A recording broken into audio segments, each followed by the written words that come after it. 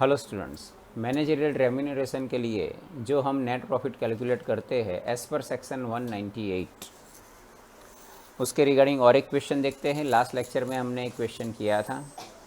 Almost points वही हैं जो 2017 में थे, वहीं 2018 में रिपीटेड हैं। आगे भी आप जितने भी क्वेश्चंस करोगे ऑलमोस्ट 80% 70% पॉइंट्स तो वहीं रहते हैं। सो देखते हैं क्वेश्चन कैसे सॉल्व करना है इसे। पहले हम एडिशनल इन्फॉर्मेशंस देख लेते हैं। As per companies act allowable depreciation is 1,80,000, यानी एज पर कंपनीज एक्ट उसमें भी यही पॉइंट था, अलाउएबल डेप्रीसिएशन 180, और हमने यहाँ पे डेप्रीसिएशन कितना लिखा है? हमने डेप्रीसिएशन लिखा है 2,10,000, अलाउएबल है 180, यानी 30,000 हमने एक्सेस ज़्यादा लिख दिया, 30,000 डेप्रीसिएशन ज़्यादा लिख दिया, तो एक्सेस डेप्रीसिएशन जो लिख दिया उससे हमारा प्रॉफिट कम हो जाएगा, तो हम वापस ऐड कर देंगे। सो 30,000 हमें क्या करना है? ऐड करना है। ओके सर, उसे बोला जाता है डिस अलाउड डेप्रीसिएशन और इसे excess depreciation. Bad debts return of against bad डेब्ट रिजर्व इज़ ₹20,000। सो बैड डेब्ट रिजर्व हमारा 25,000 था, लेकिन बैड डेब्ट्स था 20,000। सो इसमें से हम क्या करेंगे? 20,000 माइनस कर देंगे। कितना बचेगा?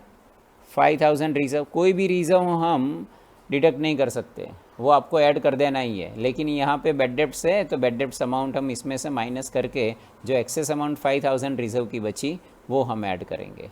ओके सर, अब next, salary to staff includes 40,000 paid for the last year. अब लास्ट ईयर की सैलरी आप करंट ईयर में नहीं लिख सकते, लेकिन अगर आपने लिख दी है तो निकाल दीजिए। कितनी? सैलरी टू स्टाफ 40,000 आपने गलत लिख दी है, तो आप वापस ऐड कर दीजिए। इसको हम क्या कर देंगे? 40,000 को ऐड कर देंगे, क्योंकि करंट ईयर में लास्ट ईयर की सैलरी नहीं लिखी जाती। रिसर्च एंड डेवलपमेंट एक्सपेंस वो चलता है, लेकिन उसमें परचेज ऑफ इंस्ट्रूमेंट ये नहीं चलेगा, क्योंकि ये कैपिटल नेचर का एक्सपेंस हो गया है ना। सो 1,35,000 आपने कैपिटल नेचर का एक्सपेंस किया है। सो रिसर्च एंड डेवलपमेंट R&D, ये रहा रिसर्च एंड डेवलपमेंट एक्सपेंसेस में 1,35,000 का एक्सपेंस आपने कैपिटल नेचर का एक्सपेंस है, तो ये नहीं चलेगा, इसको वापस ऐड कर देना है। Repair and renewals expenses includes 1,05,000 for the extension of building. देखो, repairs renewals it's okay, but capital nature का एक्सपेंस हो गया ना, एक्सटेंशन ऑफ बिल्डिंग। सो इसमें भी 1,05,000 आपने डेबिट कर दिए हैं, उसको हम वापस क्रेडिट कर देंगे, यानी इनकम इंक्रीज कर देंगे आपकी 1,05,000 से। Now mister x is the managing director of the company and he is entitled for the salary of ₹15,000 per month. So per month 15,000, so 12 months का हो गया 1,80,000 प्लस कमीशन ऑफ 1%, और 1% कमीशन भी देना है on the net profit before charging such commission and salary. अच्छा, यानी 1% commission किस पे देना है? Commission of 1% on the net profit before charging such commission and salary. Salary और कमीशन चार्ज हमने नहीं किया, उसके पहले का जो प्रॉफिट होगा ना उस पे 1%, और यही समझना है हमें। You are required to calculate maximum remuneration that can be paid under the Companies Act 2013 to the Managing Director. So Gujarat university MCom 2018 का क्वेश्चन है। So as per companies act हमें कितना पेमेंट करना है वो भी देखेंगे। अब 1 बाय 1 आपको पता है हम आंसर कहाँ से स्टार्ट करते हैं? नेट प्रॉफिट से। So profit as per P&L account यहाँ से स्टार्ट करेंगे, और देखो सेल्स, कॉस्ट ऑफ सेल्स, ये सब रूटीन चीज़ें हैं। सब्सिडी फ्रॉम गवर्नमेंट, ये भी हम क्रेडिट कर सकते हैं, यानी इनकम है हमारी। लेकिन इंटरेस्ट रिसीव्ड में जो TDS लिखा है ना, TDS लास्ट लेक्चर में भी था। अगर आपने लास्ट लेक्चर नहीं देखा तो पहले लास्ट लेक्चर देखिए, फिर इसको देखिए, क्योंकि लास्ट लेक्चर देख के आप तुरंत इसे देखोगे ना, I am sure 70 to 80% points आपके दिमाग में रह जाएंगे। सो TDS के लिए मैंने क्या बताया था लास्ट लेक्चर में? ये जो 40,000 इंटरेस्ट हमें मिला वो 10,000 डिडक्ट होने के बाद मिला है, टैक्स डिडक्शन एट सोर्स। सो सही में आपकी इनकम होगी 50,000, लेकिन 10,000 TDS कटा और आपको मिला 40,000। सो इस 10,000 को आपको वापस ऐड करना है, आपकी इनकम बढ़ेगी। Okay sir, profit on sale of machinery, यानी टीडीएस दिया जाए तो आपको ऐड करना है। Profit on sale of machinery, cost price कितनी है 4 लाख, एक्यूमुलेटेड डेप्रीसिएशन 150। देखो इसमें एक्यूमुलेटेड डेप्रीसिएशन दिया गया है, लास्ट लेक्चर हमने किया था उसमें एक्यूमुलेटेड डेप्रीसिएशन नहीं था, उसमें WDV written down value method थी।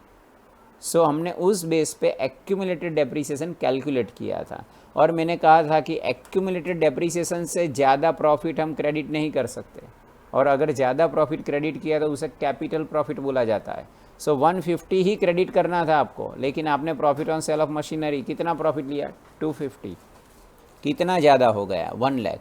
सो 1 लाख आपने क्रेडिट ज़्यादा कर दिया तो हम इसे लेस करेंगे। सिक्योरिटी प्रीमियम ये भी लेस होगा, क्योंकि ये आपकी कोई रेवेन्यू इनकम नहीं है। ओके सर, अब एक्सपेंसेस, यानी जो एक्सपेंसेस आपने गलत लिख दिए हैं उसको वापस ऐड कर देना है, क्योंकि एक्सपेंसेस लिखने से आपका प्रॉफिट कम हो जाता है, लेकिन वो expenses as per section 198 allow नहीं है। देखो मैं बोल रहा हूँ एज़ पर सेक्शन 198 अलाउ नहीं है। Okay, interest on debenture allow है, एडमिनिस्ट्रेटिव एक्सपेंसेस अलाउ है, donation to charitable institution allow है, डेवलपमेंट रिबेट रिजर्व अलाउ नहीं है, इसको ऐड कर देना है। लास्ट लेक्चर में भी ये था।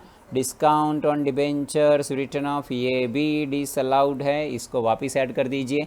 डेप्रीसिएशन मैंने बोल दिया 30,000 ऐड होगा। मैनेजिंग डायरेक्टर सैलरी ऐड होगी, क्योंकि हमें ऐसा प्रॉफिट कैलकुलेट करना है before charging commission and salary. Research and development में 1,35,000 का कैपिटल नेचर का एक्सपेंस था, इंस्ट्रूमेंट परचेज किया आपने और यहाँ पे लिख दिया नहीं चलेगा। बोनस टू एम्प्लॉइज़ ये अलाउ एक्सपेंस है, सैलरी टू स्टाफ ये डिसअलाउड एक्सपेंस है। क्यों? क्योंकि लास्ट ईयर की सैलरी करंट ईयर में लिखी थी 40,000, इसलिए ये डिसअलाउड है। डायरेक्टर फ़ी वो तो अलग से देनी होती है, वो अलाउ है। रिपेयर्स एंड रिन्यूअल्स, इसमें आपने एक्सटेंशन ऑफ बिल्डिंग का एक्सपेंस किया था, वो कैपिटल नेचर का एक्सपेंस है, ये डिसअलाउड है।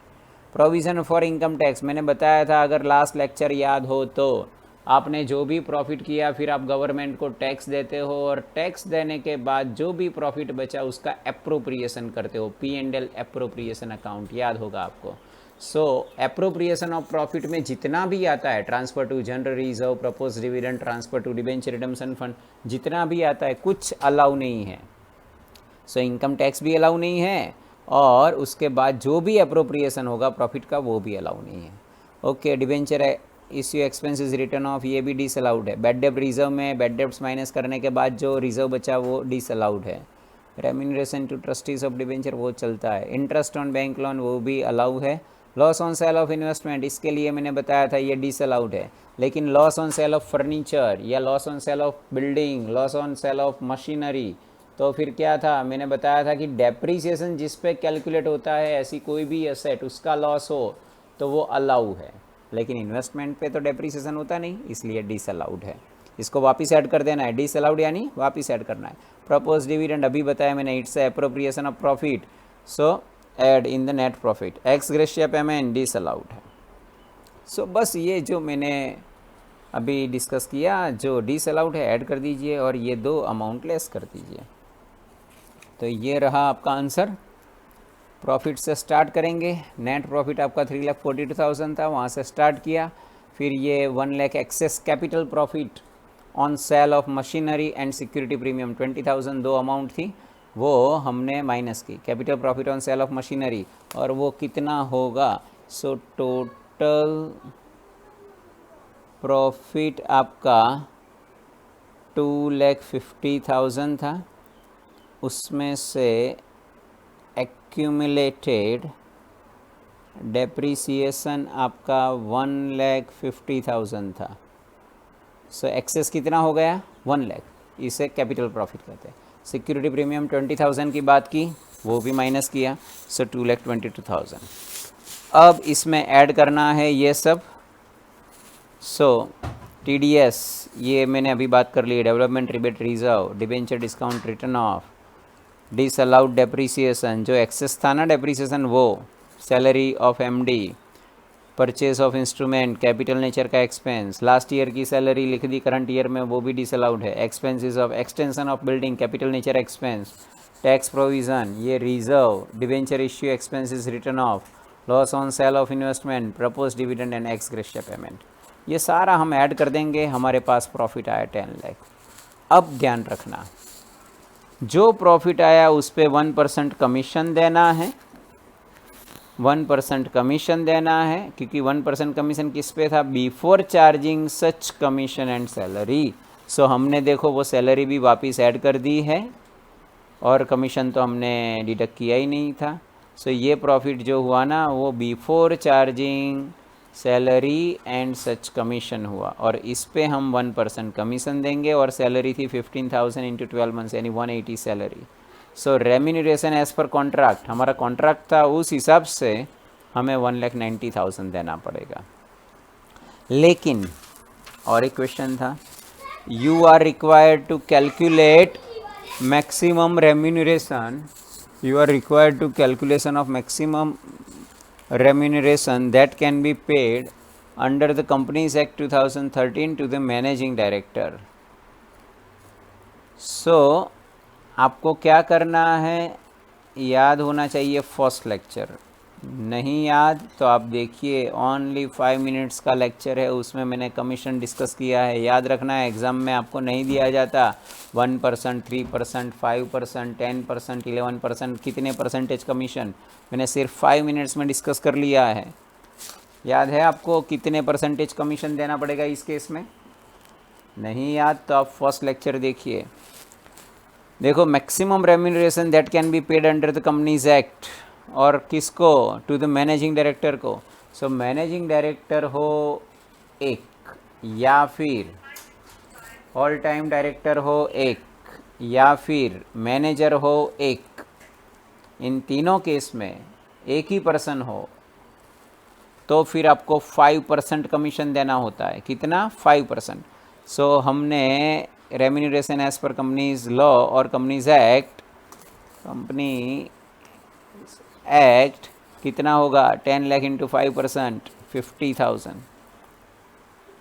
सो सही में आपको 50,000 ही देना चाहिए, लेकिन आपने दे दिया है कितना, दे दिया है 1,80,000। देखो मैंने बोला आपने दे दिया है 1,80,000, कमीशन तो अभी तक दिया ही नहीं था, हमने सैलरी दी थी 1,80,000, कमीशन तो दिया ही नहीं था।